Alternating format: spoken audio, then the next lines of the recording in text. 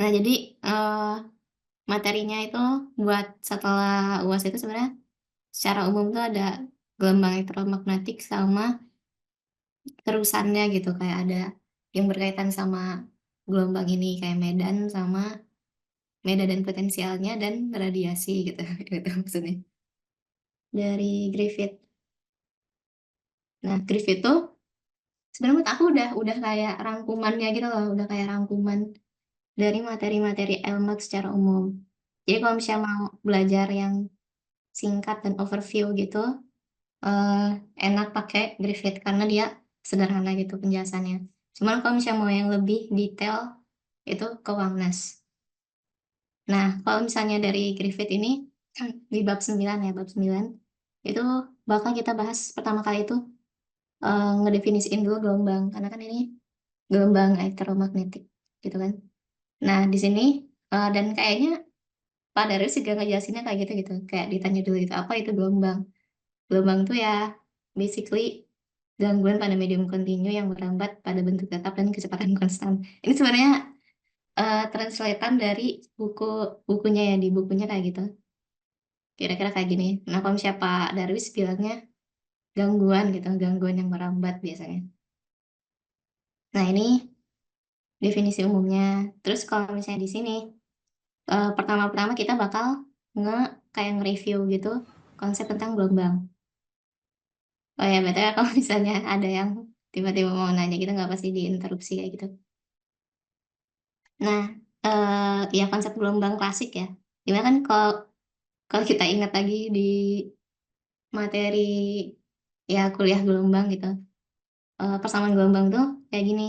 Bahkan sebenarnya ini udah dikenalinnya di ini ya di Matfis gitu kalau nggak salah tentang yang di bagian materi eh, persamaan diferensial ya kayak gitu. Nah, eh, di sini persamaan kayak gini tuh sebenarnya memenuhi bukan memenuhi sih kayak jadi solusi umum paling umumnya gitu paling umum atau yang general itu memenuhi ini FZT sama dengan G Z min VT sama H Z plus VT. Sebenarnya kalau misalnya di apa ya divisualisasikan tuh bisa kita visualisasi kayak misalnya ada gelombang. Nah, ini misalnya di titik ini kan X ya. Encoding Z ya Z. Ini F. Nah, di sini 0. Nah, basically eh, dia tuh bakal geraknya antara ke depan atau ke belakang terus atau jumlahan dari kedua ini gitu. Ini kan kalau yang minus tuh yang ke depan ya, kalau yang plus itu ke kiri. Jadi kayak bentuk-bentuknya sama-sama aja gitu kayak gini. Cuman dia ngegeser gitu, ngegeser terhadap ruang. Nah ini kalau misalnya eh, di klasik itu kan biasanya di sistem tali gitu atau secara mekanik gitu. Itu kalau di tali ya bisa kita definisikan si V-nya ini tuh sama aja akar dari tegangan tali itu kan mu. Mu itu kalau nggak salah massa gitu ya, berkaitan dengan massa. Nah, terus kalau misalnya di gelombang elektromagnetik ya V-nya ini itu bisa ditulis akar dari 1/epsilon mu. Atau kalau misalnya dia di vakum ya bisa V-nya tuh sama aja kayak C gitu, kecepatan cahaya. Nah, terus eh, ternyata persamaan gelombang ini juga bisa kita tulis dalam bentuk sinusoidalnya. Gimana kalau misalnya ya ini umum sih udah umum ya. Nah, ini apakah perlu aku jelaskan kenapa K-nya tuh kayak gitu? Kenapa kita bisa dapetin K sama dengan 2 pi per lambda dan ini sama dengan 2 pi per nu ya itu nu. Sebenarnya KV deh KV. Nah, sebenarnya eh, ini dijelasin di Uangnas. Nah, itu pas di bagian jadi kalau misalnya ini aku nge-review buku sih jadinya. Kalau nge-review itu kayak lebih pembahasannya beda kan dia pertama-pertama ngebahas gelombang terus kayak review gelombang mekanik terus habis itu eh, masuk ke yang gelombang di vakum. Nah, kalau misalnya di Wangdes itu dia langsung ngebahas gelombang di vakum gitu, gelombang di vakum. Sebenarnya basically karena konsep ini sih. Kan dia tuh memenuhi ini kan, memenuhi persamaan ini.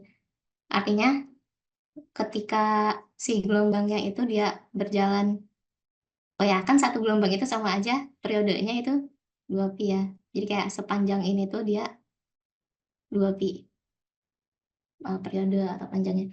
Jadi kita bisa tulis kalau misalnya buat nilai T-nya tetap, buat nilai T tetap, nilai perubahan yang ada di dalam sini, ini kan dia nilainya bakal berubah gitu kalau dia gerak.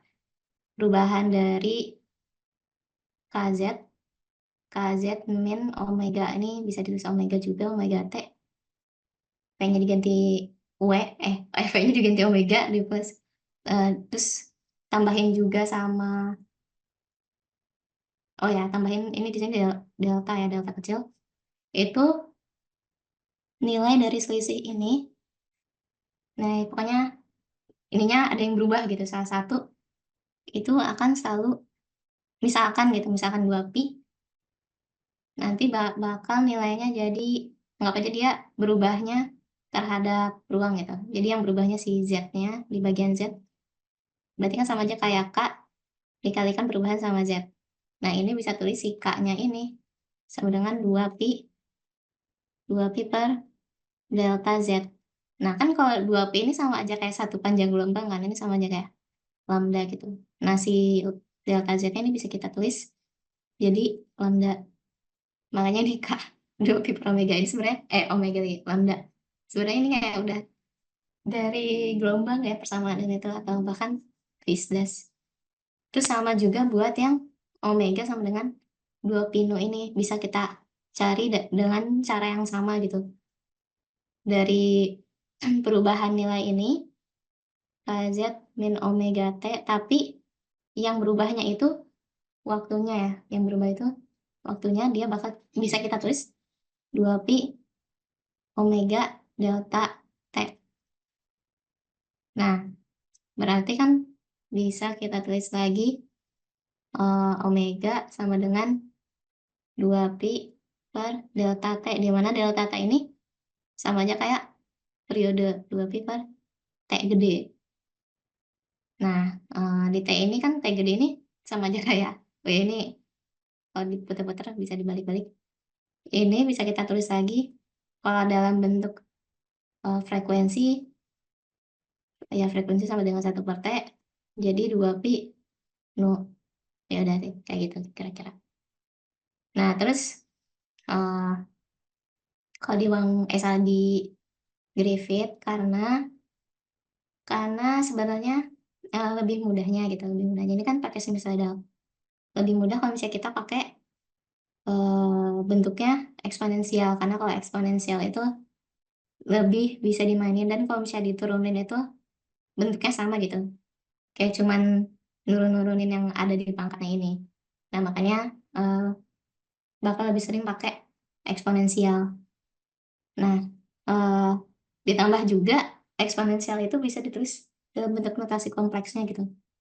Nah, karena gelombang elektromagnetik itu ya yang bisa berkaitan dengan fisik itu kan yang realnya gitu. Jadi kita cuma ambil bagian realnya aja sih dari, meskipun persamaan kompleks gitu. Nah, jadi bisa ditulis kayak gini buat yang notasi kompleks, tapi kita ambil bagian realnya gitu. Atau yang ini biasanya kalau misalnya di Griffith diambilnya yang bagian umumnya gitu. Jadi real plus yang imajinernya. Atau dua-duanya. Basically ini dua-duanya sih. Nah, terus kita bakal kayaknya ini bakal aku langsung cepetin aja yang bagian ini refleksi dan transmisi, karena ini masih refleksi dan transmisinya buat gelombang mekanik ya, jadi belum masuk ke yang elektromagnetik. Nah, di sini itu kita semacam nge-review juga sih, tapi bedanya sama waktu matkul gelombang, di sini tuh kita ya pakainya persamaan yang udah kompleks ya.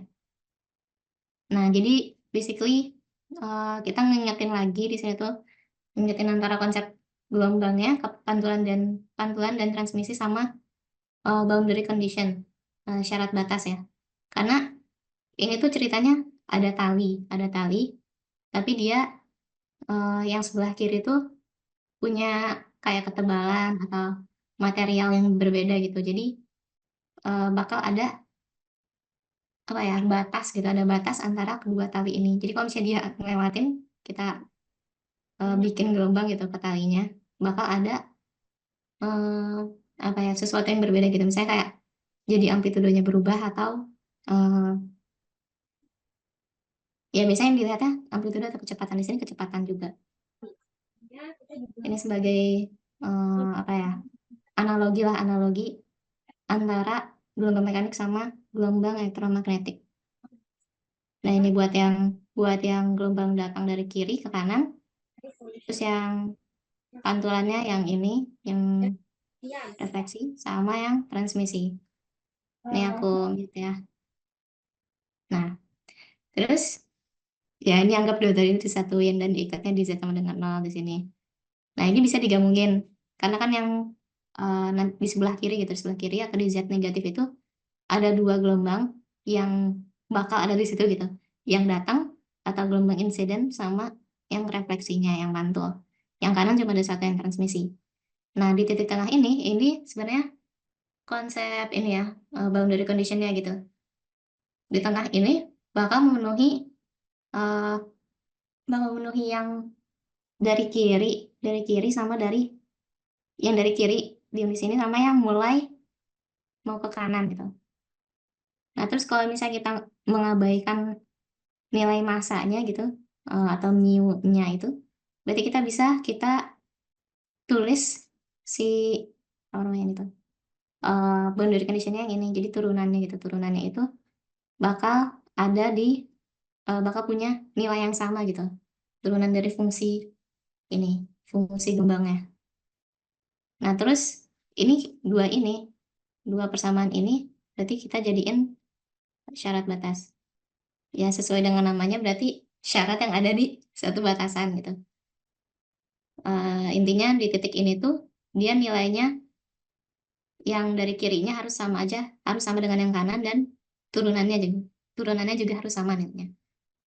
Nah, terus kita masukin nilai ini buat yang ya kan fungsi yang kiri tadi ini kan ya. Oh, ini nih Z kurang dari 0 sama Z lebih dari 0.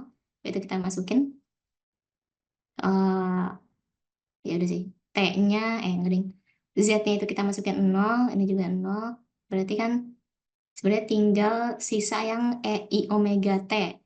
Nah, karena semuanya ini punya EI omega T, jadinya kecoret. Jadi sisanya amplitudonya doang gitu.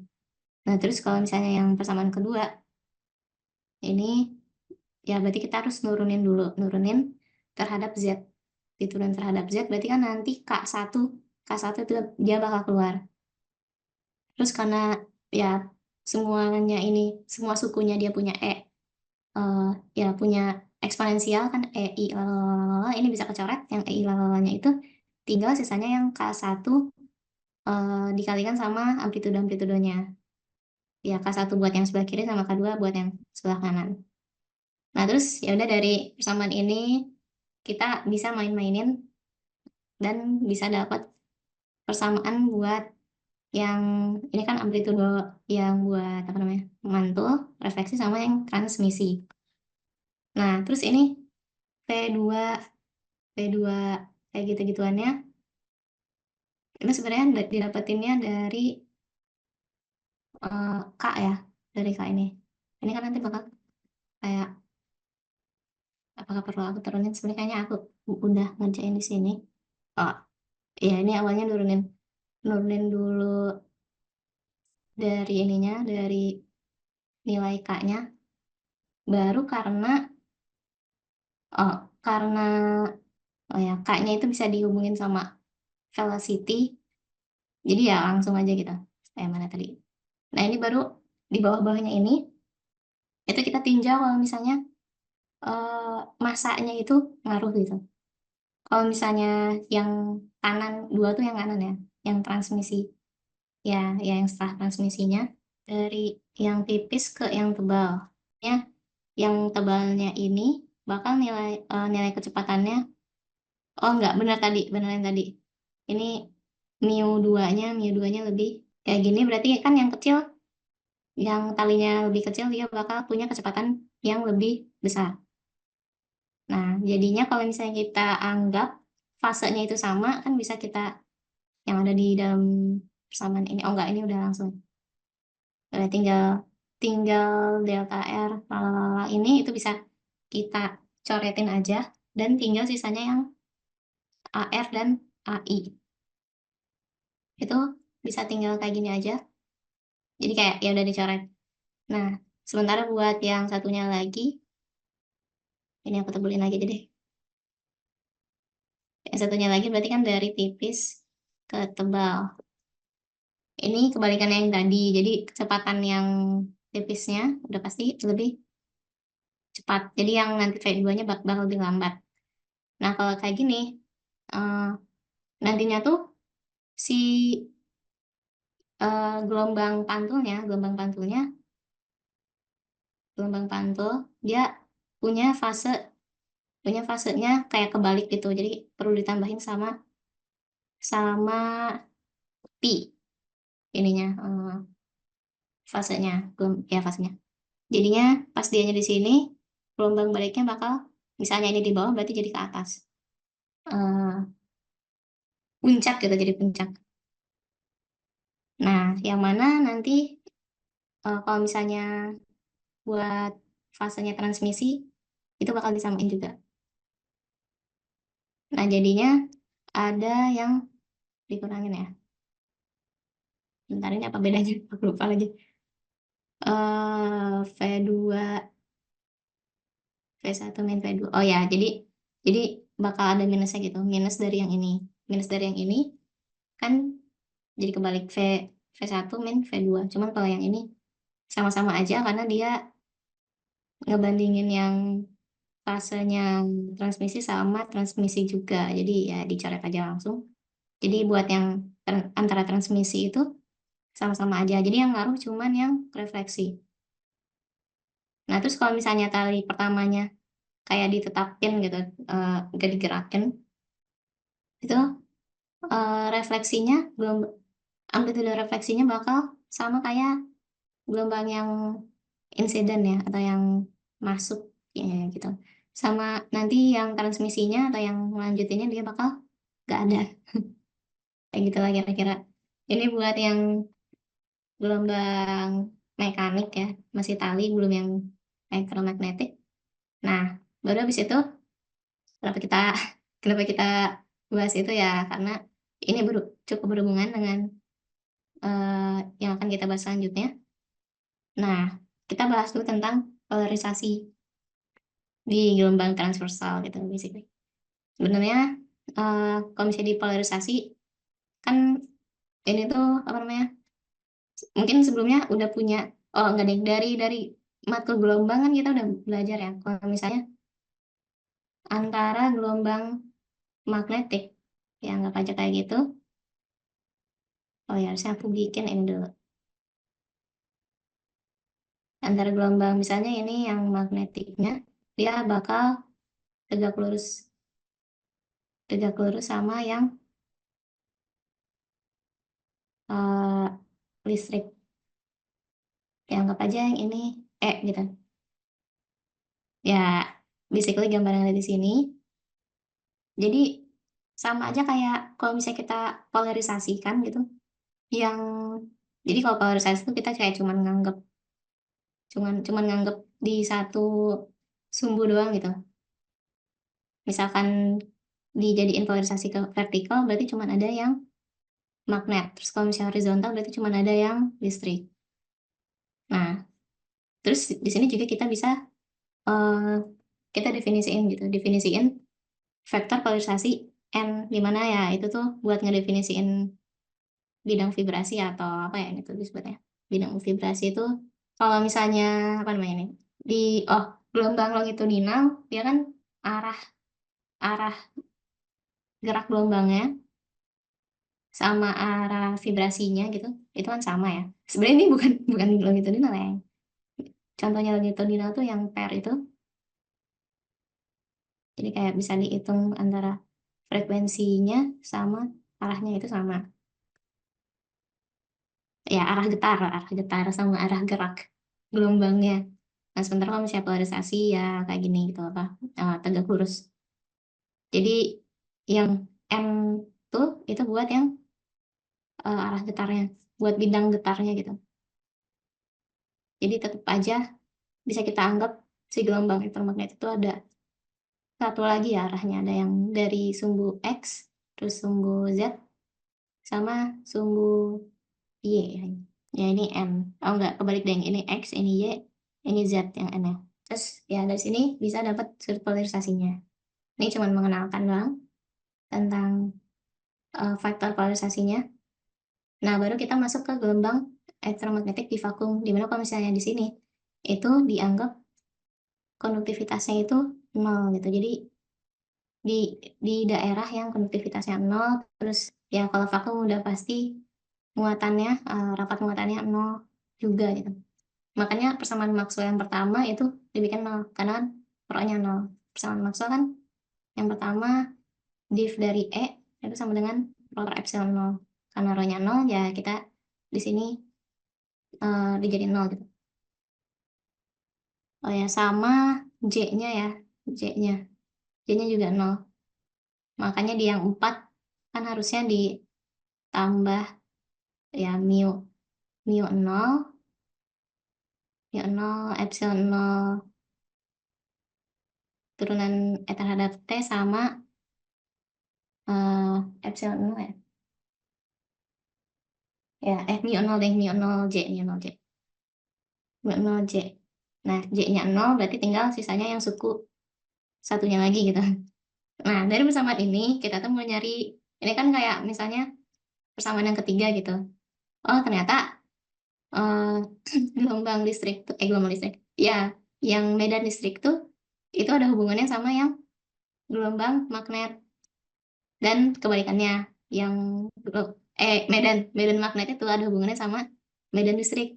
Nah, kita kan mau cari yang persamaan yang kayak listrik cuma listrik, medan cuma medan gitu. Makanya kita nggak dekoupelin. Dekoupelin itu kayak udah terkoppel kan.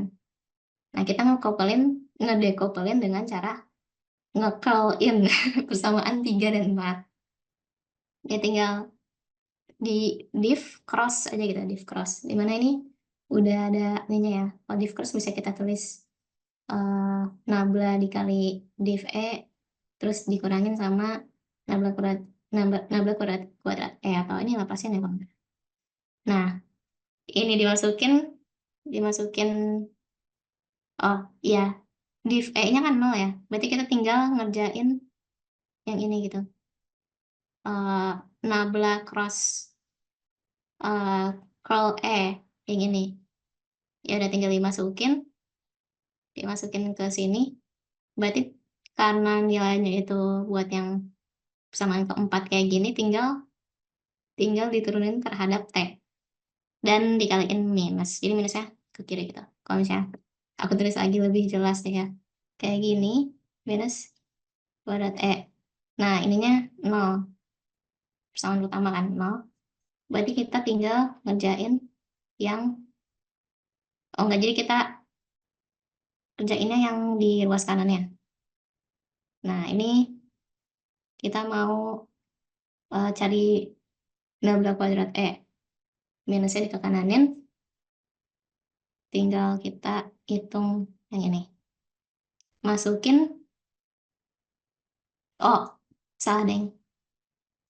Enggak deng. Ya, masukin yang ini. Masukin minus E. Nah, ini kalau misalnya kita apa? Kita curl in. Bentar, ini ada yang kurang-kurang. Ulang-ulang dari sini.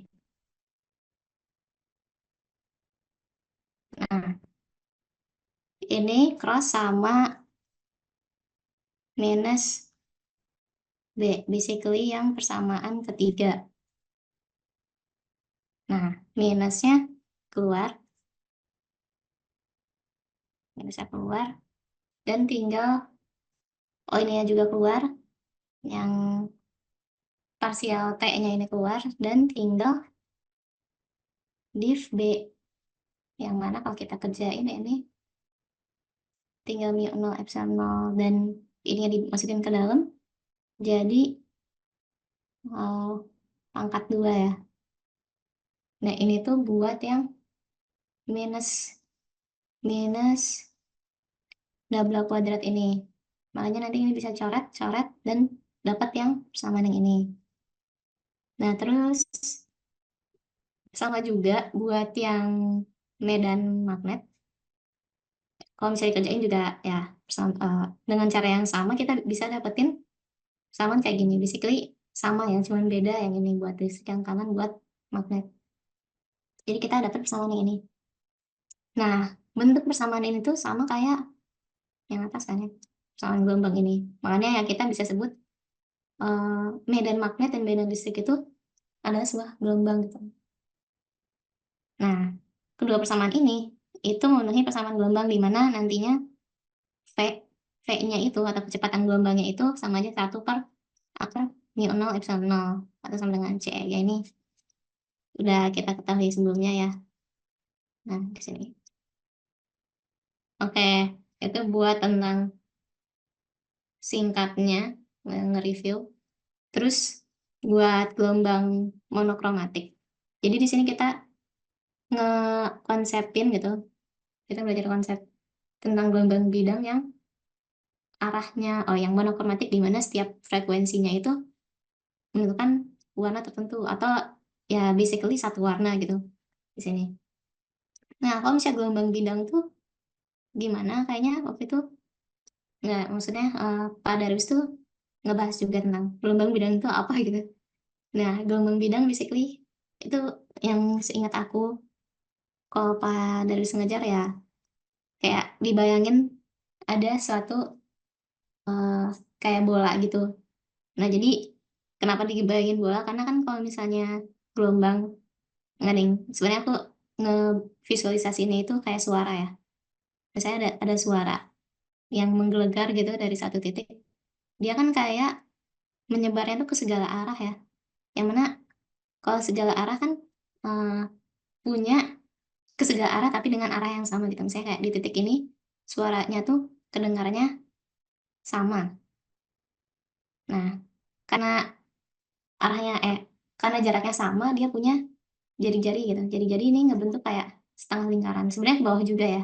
Ke bawah juga, tapi karena ada tanahnya gitu, ada tanahnya, ya jadinya setengah lingkaran. Nah, makanya gelombang itu bisa kita analogiin ya kayak bidangnya bola gitu.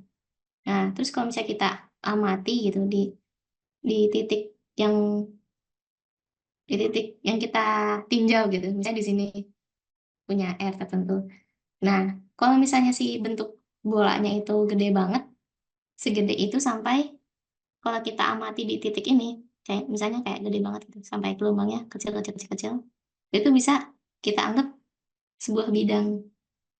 Jadi sebenarnya bidang itu kayak kulit bola gitu, ya kira-kira kayak gitu. Sebenarnya kalau di sini di apa namanya di Griffith itu di definisinya gelombang yang merambat pada satu arah dan nggak bergantung ke arah lainnya. Jadi ya cuman ditinjaunya di bagian sini doang gitu, di bagian satu arah doang, ya kira-kira kayak gitu. Karena kalau gelombang kan di sini dibayanginnya ke segala arah. Nah, gelombang bidang yang cuman satu arah, nggak ngelibatin yang lain, dan cuman difokusin di bagian sininya. Misalnya bagian ini doang ini. Jadi kalau misalnya kita apa namanya proyeksiin ke bidang ini, ke bidang kotak-kotak ini, bisa kelihatan gitu, bisa kelihatan arah per arah gelombangnya. Misalnya ini gelombang listrik, oh di sini gelombangnya ke atas, sini ke bawah, dan lain-lain. Nah, di sini kita bisa definisiin pakai notasi yang kompleks. Jadi E-nya itu gelombang, ya gelombang E itu cuman punya E dan yang B cuman punya B. Nah, ini sebenarnya ada penurunan yang lebih matematis di Wangnes.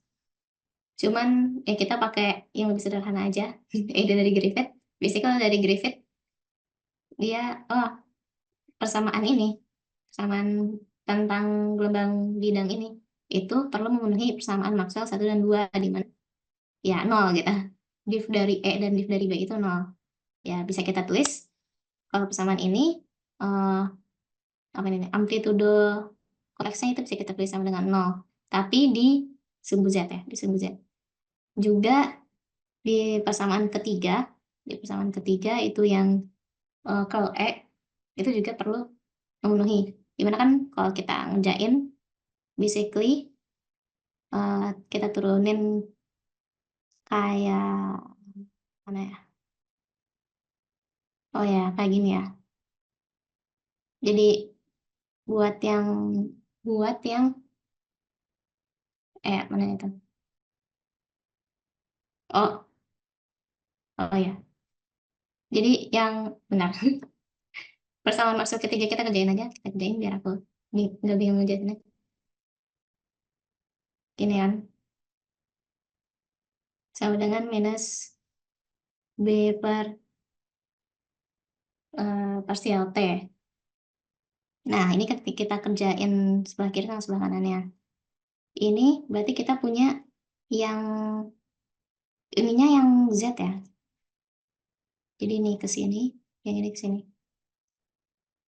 Pelan-pelan aja, berarti kita tulis curl-nya itu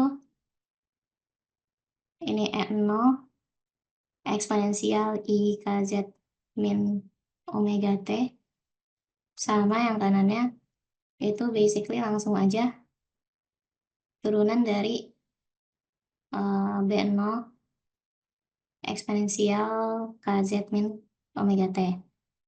Nah, di sini div itu kan div lagi nabla itu kan ya turunan ruang gitu kan,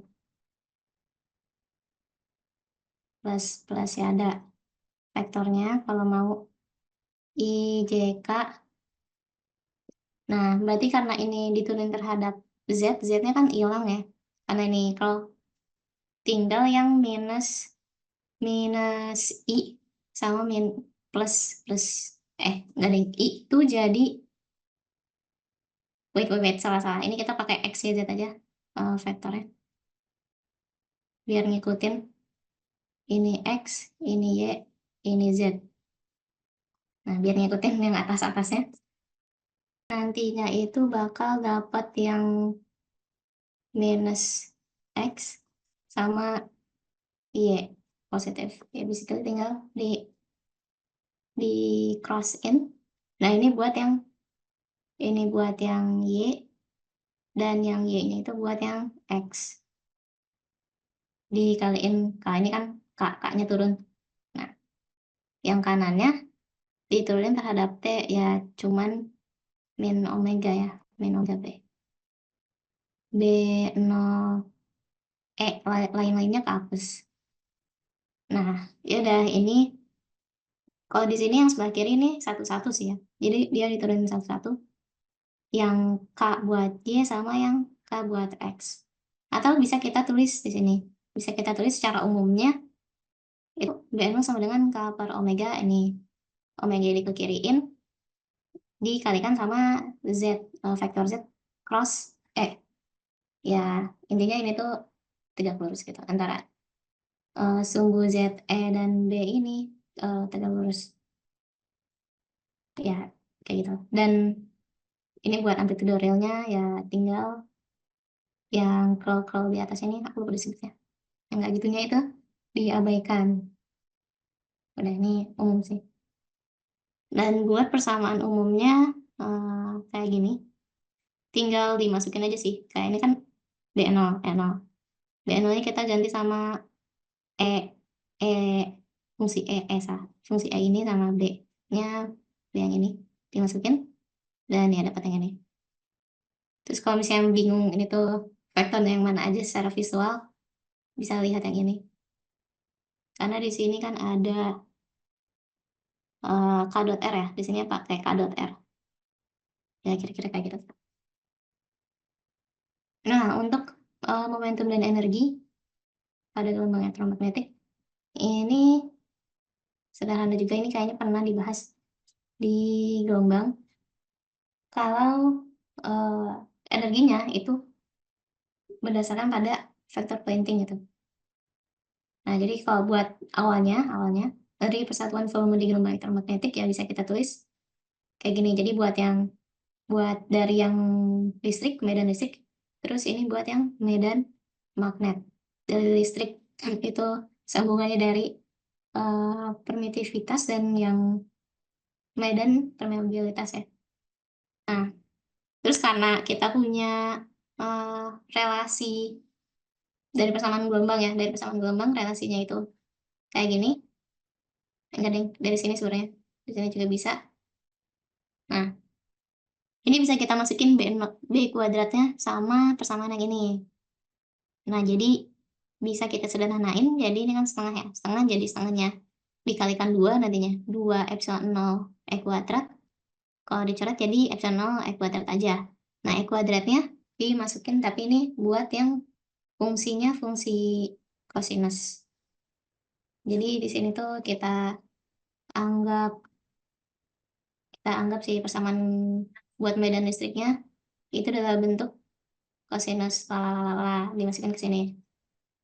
Nah, itu buat energi persatuan volume. Nah, kalau misalnya buat densitas flux energi atau apa ya, aku lupa. Oh, ini nih. Energi per satuan area dan waktu buat vector Poynting itu ya bisa kita tulis dalam vector Poynting gitu. Vector Poynting ya ini udah umum juga, itu sama aja kayak 1/mu0 dikalikan cross dari E dan B. Nah, ini khusus buat bidang monokromatik pada yang benar-benar pada arah sumbu Z ya. Ini biar ngikutin yang atas-atas karena dia udah kayak netepin satu yang ini. Itu bisa kita tulis, ya bukan tulis sih, ini dikerjain sebenarnya, dikerjain. Kita masukin E0-nya, E-nya kayak gini. Oh enggak. Oh, ini B-nya langsung dimasukin ya. Kayaknya bisa kayak gitu, jadi kuadrat, bisa dikuadratin. Dan nyisain yang epsilon 0-nya. Dan bentuk ini itu mirip mirip sama yang ini, cuman dikaliin sama C.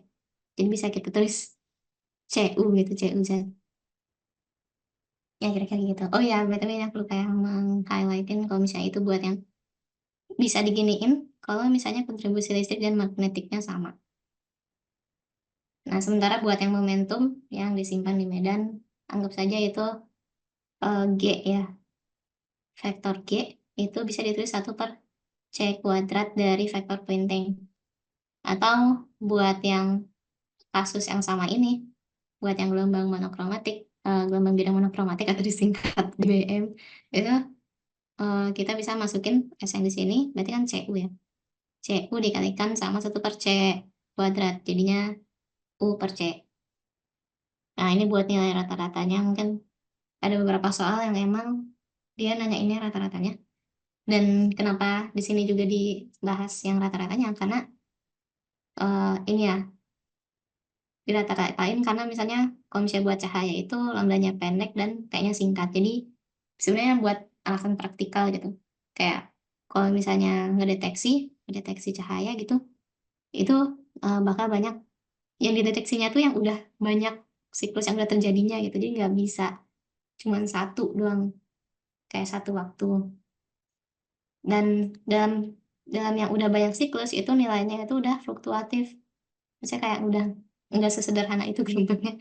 Nah, jadinya pakainya yang rata, yang rata-ratanya. Nggak butuh yang kosinus kuadrat berfluktuatif. Yang mana yang kayak gitu yang atas-atasnya. Nah, akhirnya dirata-ratain, kalau misalnya dirata-rata ya sederhana aja. Tinggal dibagi dua ya, dibagi dua dan ya fisiknya dibagi dua sih.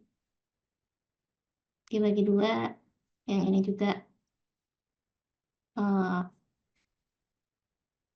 dibagi 2, ya semuanya dibagi 2. Dan dari sini bisa kita definisikan lagi tentang intensitas, dimana kalau intensitas itu ya rata-rata dari vector pointing 1/2 C epsilon 0 kuadrat.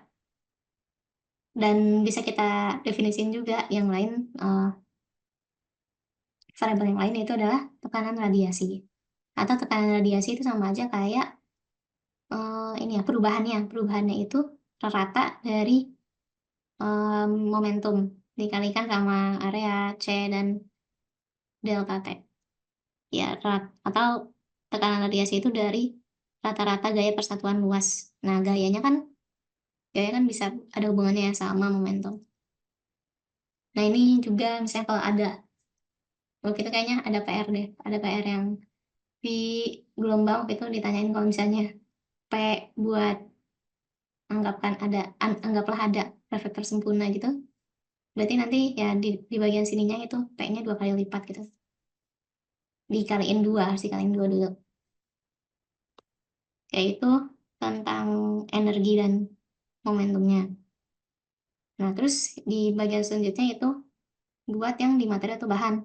Nah, di materi atau bahan ini itu udah dianggap ada nilai ininya, ada nilai konduktivitas. Jadi udah nggak sama dengan 0 lagi. Tapi ini kita tapi masih tetap menganggap kalau misalnya si rapatnya itu 0 ya, tanpa muatan bebas atau arus bebas, dan muatan arusnya juga 0. Kayak gitu. Ada konduktivitasnya, rho-nya 0, J-nya 0, terus ada syarat-syarat yang lain gitu biar lebih sederhana. Ini kan kalau misalnya dengan syarat kayak gini, persamaan Maxwell-nya kayak gini, terus kalau kita pakai yang mediumnya linear dan homogen, kalau homogen itu artinya epsilon dan mu-nya itu nggak bervariasi di tiap poin ya. Jadi sama semuanya, epsilon sama mu-nya bisa kita sederhanain lagi persamaan Maxwell-nya yang ini. Nah, karena di sini epsilonnya itu udah nggak vakum gitu. Epsilonnya udah nggak epsilon 0, tapi ada nilainya. Epsilon yang sama dengan epsilon R, epsilon 0 ya kalau nggak salah. Nah, jadinya kita dikenalkan sama variabel N, variabel ya, dimana ini itu indeks bias sebenarnya, indeks refraksi bahan atau disebutnya, karena ini yang ngebedain kalau bahan tuh ngemantul-mantulnya kayak gimana. Nah, terus bisa kita anggap karena kebanyakan bahan itu permeabilitasnya nggak jauh dari nilai permeabilitas buat di vakum, mu-nya itu bisa dianggap mu 0. Jadi ya N tuh bisa kita langsung tulis epsilon R gitu, akar dari epsilon R. Gitu kira-kira. Ini buat yang ini sama kayak yang tadi sih sebenarnya. Nah, terus ini kan berkaitan sama mantul-mantul gitu kan yang tadi.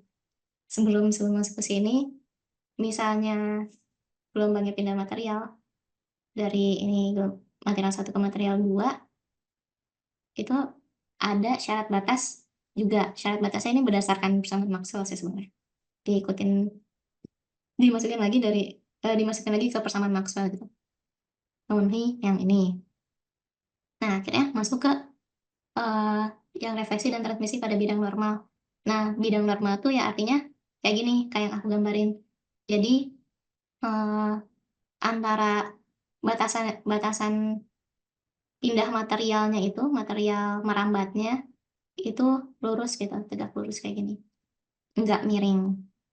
Jadi dia mantulnya ke arah yang sama kayak pas dianya masuk gitu.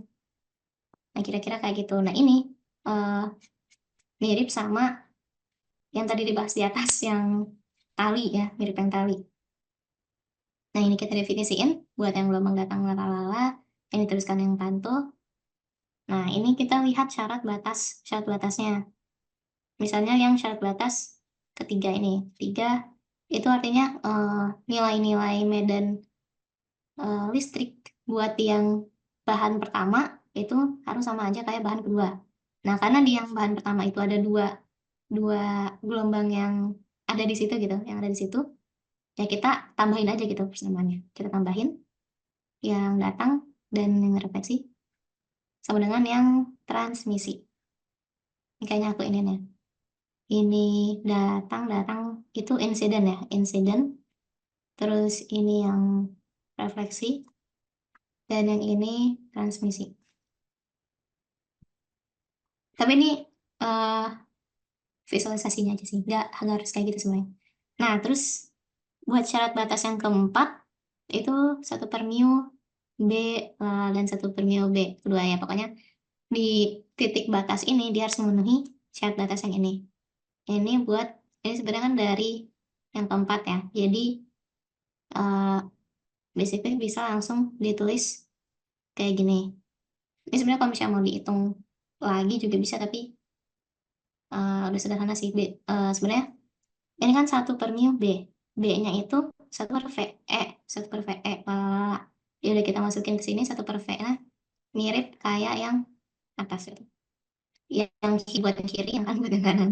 Misalnya ini kan ini kiri, ini kanan. Pindah bahan kan, pindah bahan.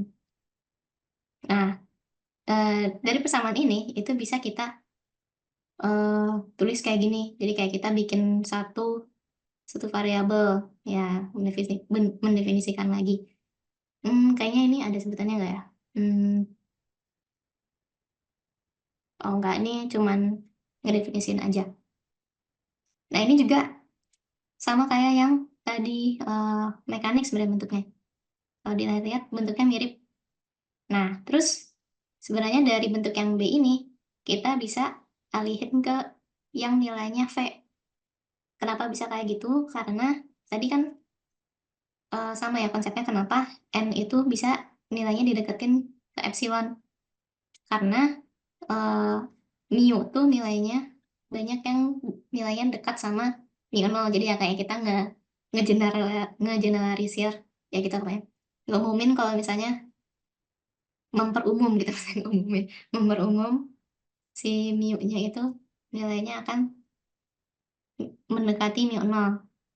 Jadi ya basically mu sama dengan mu 1 sama dengan mu 2. Nah, di sini mu yang sama bisa dicoret jadi mu B sama dengan V1 per V2. Nah, bisa ditulis kayak gitu. Ya, B-nya ini dimasukin V1 per V2 bisa dapat yang sebelah kanan ini. Nah, di sini bisa kita tinjau satu-satu lagi.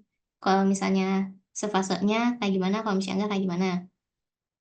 Terus kalau misalnya tadi ya kalau misalnya si mu-nya itu ternyata emang sama dengan mu 0 gitu. Mu 0 di sini. Nih, di situ. Nah, itu bisa kita hitung lebih detail lagi. Lebih sederhana.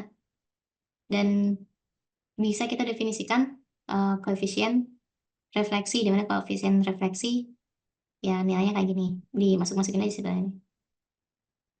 Berkaitan sama ini ya, sama intensitas gitu. Intensitas. Langsung aja kalau misalnya yang kalau yang refleksi itu dibandinginnya sama yang datang gitu. Kalau yang pantul IR per II, kalau misalnya yang transmisi ya IT per II gitu. Ini dimasukin bisa dapat persamaan kayak gini. Dan faktanya adalah kedua koefisien ini itu kalau dijumlahin sama dengan 1. Dan fakta kedua adalah fakta kedua. Jadi sebenarnya kan kita sederhanain ya, kita apa namanya, menganggap gitu kalau misalnya mu 1 sama dengan mu 2 sama dengan mu 0. Nah, terus kalau misalnya kita nggak mengasumsikan ya, kalau kita nggak tidak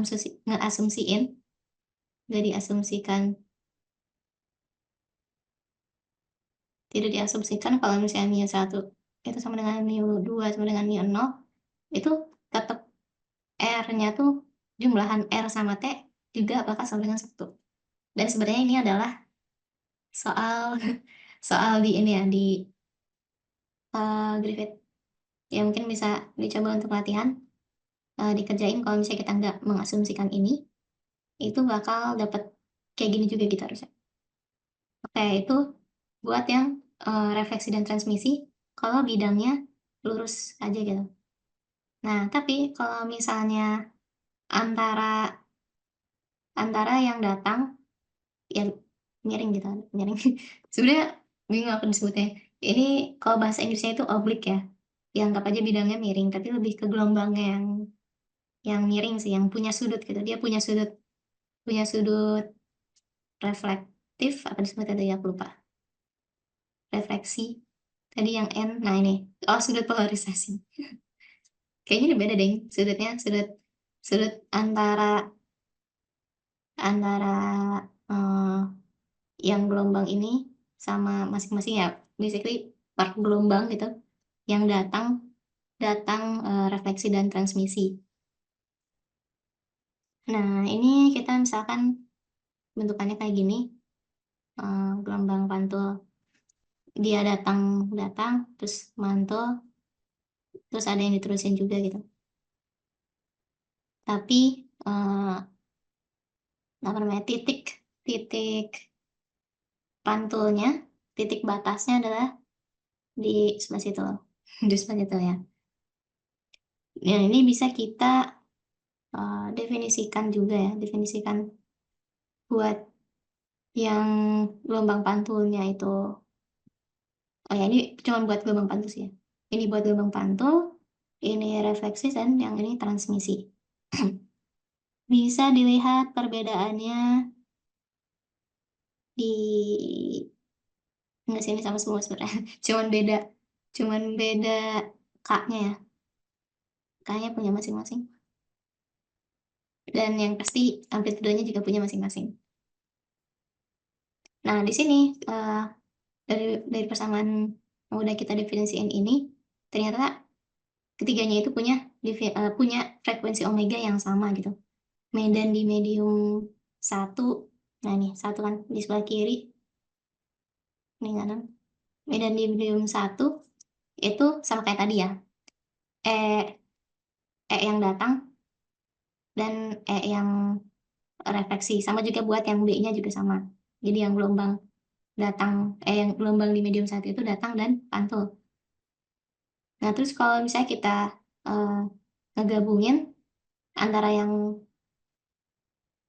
medan yang transmisi di sebelah kanan itu di apa, di titik batas ini, itu bisa kita dapetin suku spasial, spasial atau eh, suku spasial tuh yang ada di ini ya, K dot R lalala itu, atau basically K dot R tuh panjang eh, dari satu titik ke batasan ininya ya, apa nih namanya, plane-nya itu loh, bidangnya itu.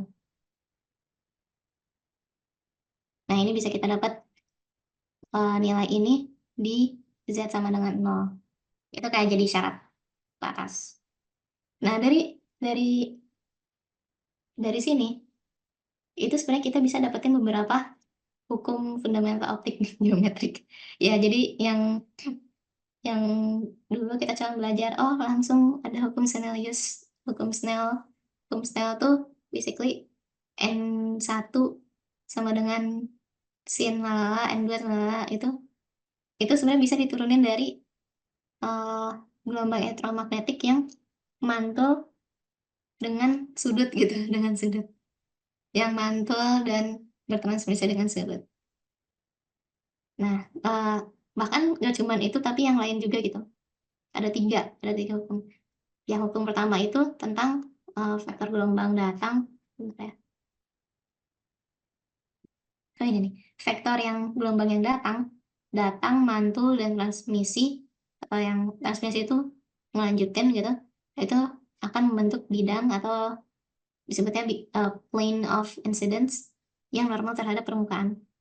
Ini plane of incidence-nya ya basically ini gitu. Permukaannya kan, misalnya di sini permukaannya di sumbu Y gitu, permukaan pantul.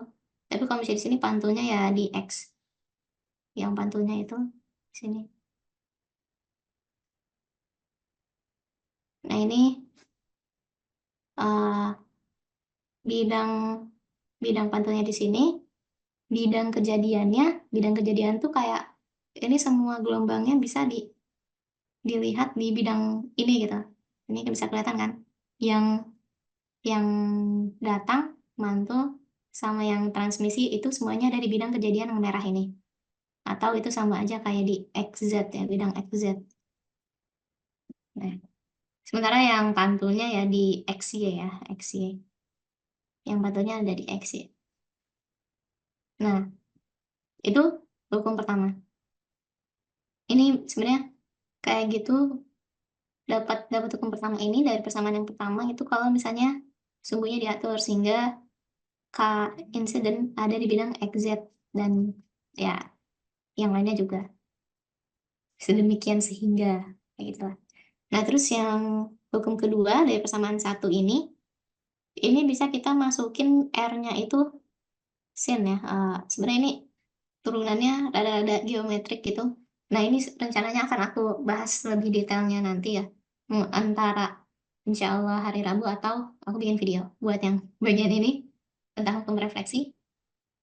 Basically nanti dari kita nge apa namanya melihat lebih lanjut faktor-faktornya. Jadi kan dari gelombang ini itu tadi yang pantul ya.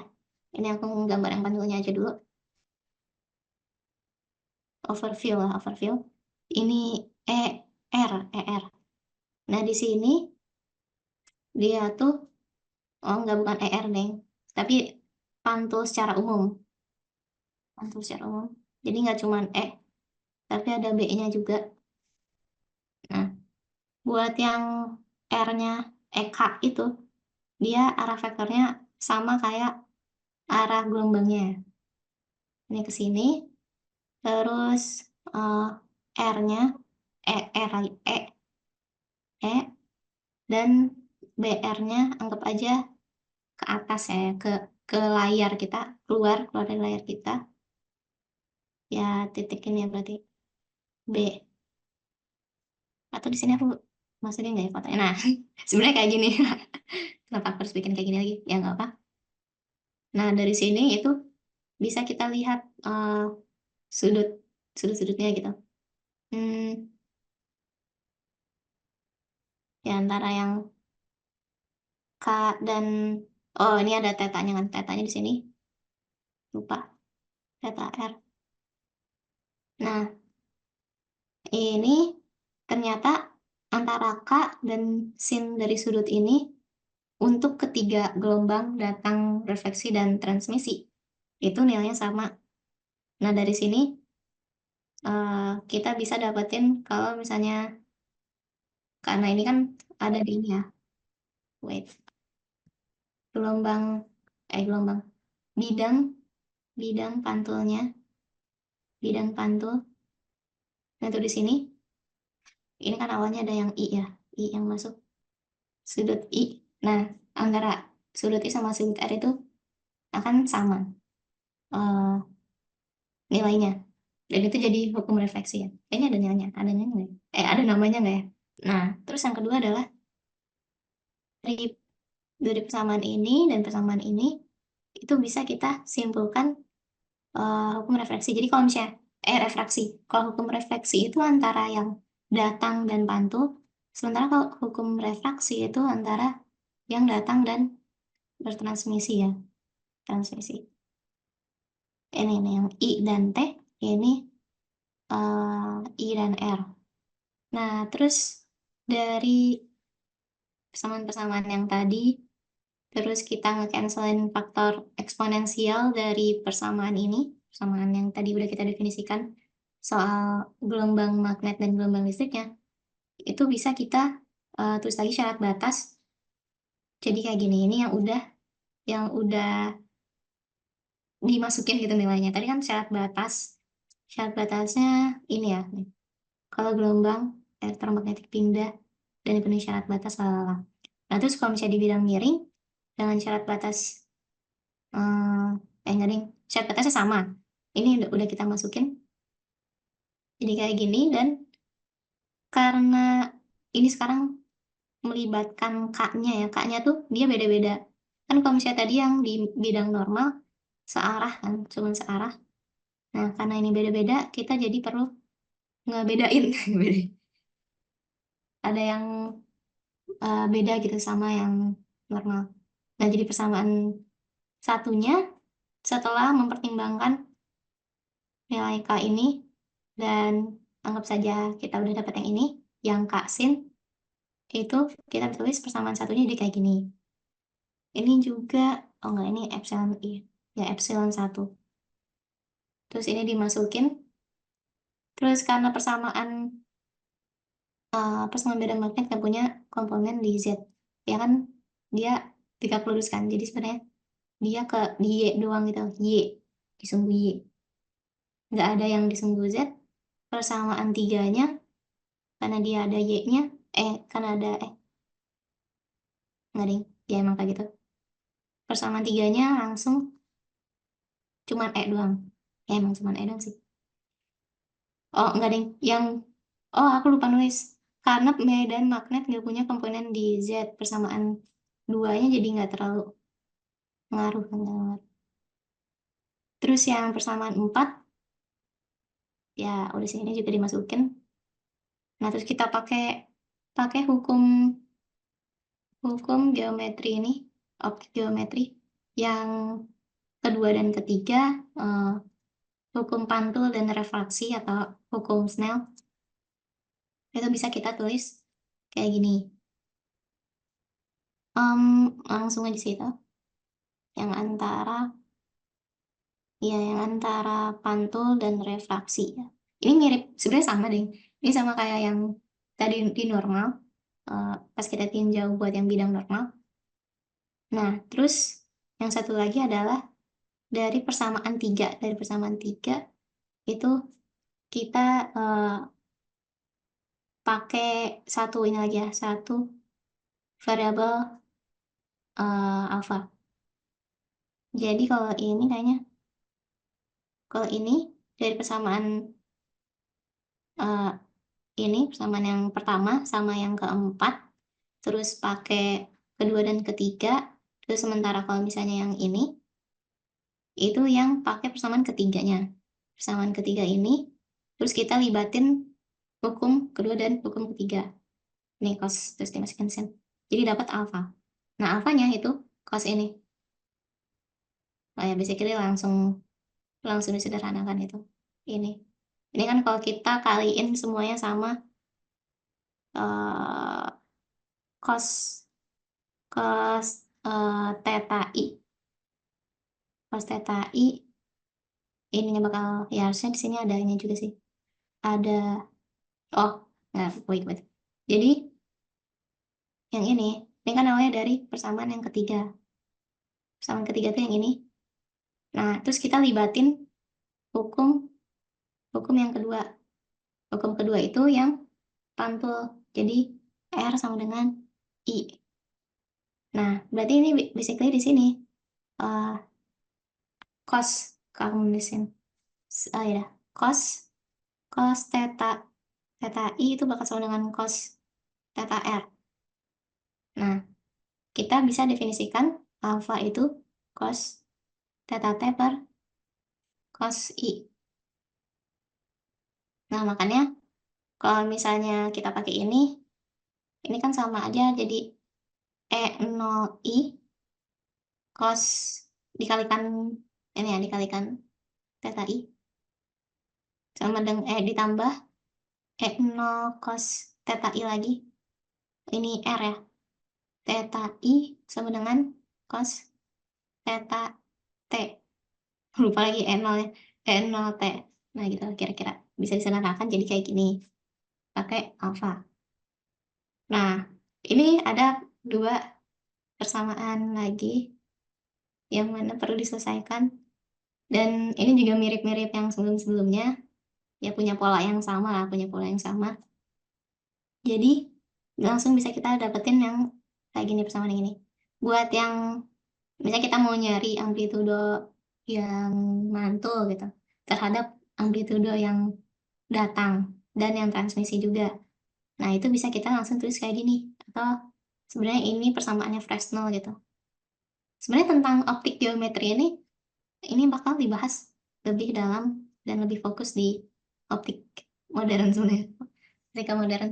Nah, terus karena dia udah punya relasi ini, persamaan dan beberapa asumsi lain sih, bukan asumsi ya, tapi karena udah aturan-aturan lain itu bisa kita tulis si alfanya itu jadi yang ini.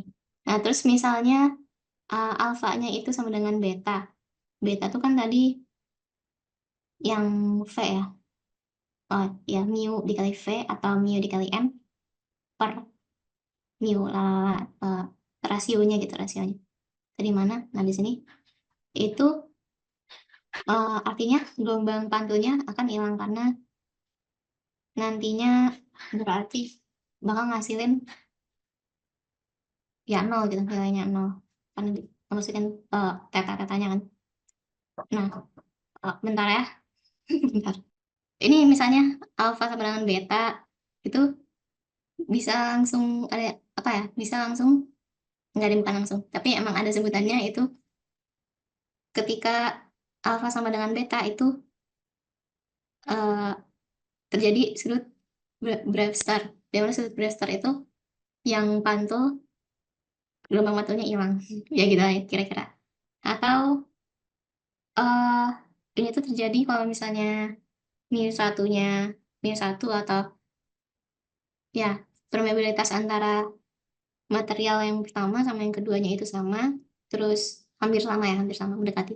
Terus betanya itu eh, karena mu 1 dan mu 2-nya itu hampir sama, berarti betanya bisa kita dekatin juga N2/N1. Dan maka sin persamaan ini, sin kuadrat theta beta itu bisa kita tulis kayak gini. Karena N1/N2-nya itu mendekati 1 ya, mendekati beta. Ya udah, bisa kita tulis lagi tan tetanya mendekati N2/N1. Nah, terus dari yang tadi bisa dapetin juga koefisien R sama T-nya ya. Ya, jadi cukup sederhana. Nah, ini tentang absorpsi dan dispersi. Kalau misalnya ini itu, oh ya, di sini berarti lebih lanjut lagi sebenarnya. Tadi kan konduktivitasnya 0, terus yang konduktivitasnya medium itu, yang di medium itu konduktivitasnya ada nilainya. Nah, di sini konduktivitasnya ada nilainya, dan dia punya uh, dia punya densitas muatan, tapi densitas harusnya 0. Enggak deh. Itu yang tadi ya. Berarti di sini udah ada nilainya. Udah ada nilainya. Atau ya nilainya itu bisa kita tulis kayak gini. Si arusnya sama dengan konduktivitas dikalikan ini yang kemarin-kemarin sih. Nah, dari syarat-syarat ini berarti ya persamaannya kita dapat yang lengkap, persamaan Maxwell yang lengkap. Nah, terus ini buat yang persamaan kontinuitas, buat buatan bebas. Terus kalau misalnya pakai hukum Gauss dan Ohm, itu yang ini kayaknya mana-mana dulu ya, mirip-mirip itu. Basically tinggal ini diturunin terus dapat eh ini kan apa namanya, diturunin parsial, karena ini sama dengan ini ya udah bisa kita masukin JF-nya itu eh sigmanya di dikeluarin dan tinggal div in div in E ya rho rho per epsilon rho per epsilon dikalikan minus sigma. Nah, terus misalkan kita syaratin lagi kalau misalnya kita mau mengkaji yang mediumnya linear dan homogen, bisa kita dapat persamaan rho yang ini. Nah, dari sini ini sebenarnya mirip mirip ini ya, persamaan mengisi kapasitor gitu kayaknya kalau nggak salah. Nah, Di sini bisa terlihat kalau misalnya muatan bebasnya itu terdisipasi atau ya hilang gitu. Ya karena BTW kalau misalnya ada yang lupa, berarti bukan mengisi ya, ngeluarin kapasitor mirip-mirip kayak gitu. Kalau yang ngisi itu langsung gini. Nah, yang terdisipasinya yang ini. Ya, eksponen kan ya. Itu bisa didapetin kalau misalnya waktunya T-nya itu epsilon per sigma. Atau di sini juga si apa namanya? Tahu ini itu nunjukin kualitas konduktor. Berarti kan kayak seberapa seberapa lama muatan-muatannya terdisipasi gitu. Itu semakin lama berarti semakin bagus konduktornya. Nah, sementara kalau misalnya kita uh, asumsikan kalau misalnya rho-nya 0, itu persamaan Maxwell-nya bakal berubah jadi kayak gini. Terus kita pakai curl ke 3 dan 4, dan kita bisa dapetin, oh ya BTW sebelumnya, buat yang atas ini lebih ke absorpsi ya, ke absorpsi. Nah ini ke dispersinya.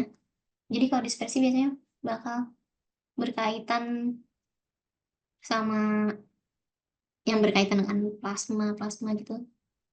Nanti di bawah-bawahnya. Nggak cuma plasma sih sebenarnya, yang lain juga. Nah, terus lanjut lagi. Tadi kalau misalnya kita nge-apply curl ke 3 dan 4, jadi ini kan udah curl, terus kita curl in lagi.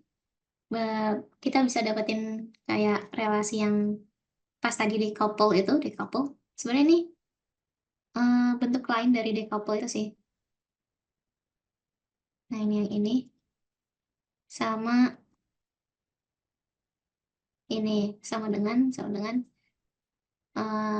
nabla E min nabla kuadrat salah, enggak, nabla kuadrat E sama yang ini. Cuman kalau ini karena persamaannya beda kan ya, persamaannya ini lebih advance. Di sininya ada mu sigma E, itu bisa dapetin persamaan yang ini. Terus karena persamaan yang ini itu masih memenuhi persamaan solusi ya, persamaan buat yang medan listrik dan magnet itu, dan kita dan dari sini bedanya adalah nilai wave number-nya atau K-nya itu ada I-nya ya, kompleks sekarang, makanya ada ininya, aku lupa disebutnya ya, yang melingkar melingkar. Nah, ini bisa kita misahin gitu sih, hanya ini antara nilai K yang real dan yang kena imajiner ya. Oh, dan ini juga nilai akarnya ya, nilai akarnya. Dan ya ini cukup rumit, cukup rumit. Dan kalau bisa dihitung lebih lanjut, ya bakal dapat persamaan yang kayak gini gitu. Ini buat realnya, dan ini buat suku imajinernya ya, bedanya minusnya ini ya. Nah, terus ternyata bagian imajinernya itu bakal ngehasilin suatu perambatan dari gelombang yang nantinya bakal menurun. Nah, itu tuh dilihatnya ya karena ini negatif ya, ini kan pangkatnya negatif, makanya dia bakal jadi nurun. Ya basically ini mirip mirip ini loh, gelombang yang damp damp damp oscillation.